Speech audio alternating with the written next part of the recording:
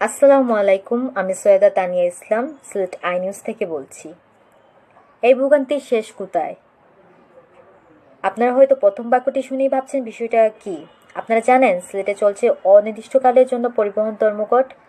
এতে চরম ভোগান্তিতে পড়ছেন শিক্ষার্থী ও অফিসগামী যাত্রীরা। আজকের এই এমন ভোগান্তিতে অনেকেই বলছেন এর শেষ কোথায়। আকবর নামের এক ব্যক্তি বলেন, শ্রমিকরা ধর্মঘট ডাক দিয়েছেন, এতে ভোগান্তিতে পড়ছেন সাধারণ মানুষ। আবার অনেকেই বলেন, এসএসসি পরীক্ষার্থীদের পরীক্ষার কেন্দ্রে যেতে কত না কষ্ট হয়েছে। কেউ কেউ আবার জরুরি কাজে ওভার ব্যবহার করে তাদের গন্তব্যে যাচ্ছেন, এতে গুনতে হচ্ছে আগের ভাড়া থেকে দ্বিগুণ। অন্যদিকে রিক্সা চালকরা ও যাত্রীদের কাছ থেকে আগের থেকে দ্বিগুণ ভাড়া নিচ্ছেন। আরিফ নামের আরেক ব্যক্তি বলেন, রিক্সা চালকরা সুযোগের সদ্ব্যবহার করছেন, তারা যা ভাড়া চাচ্ছে তাই দিতে হচ্ছে। আর এভাবেই চলছে আজকের এই পরিবহন ধর্মঘট।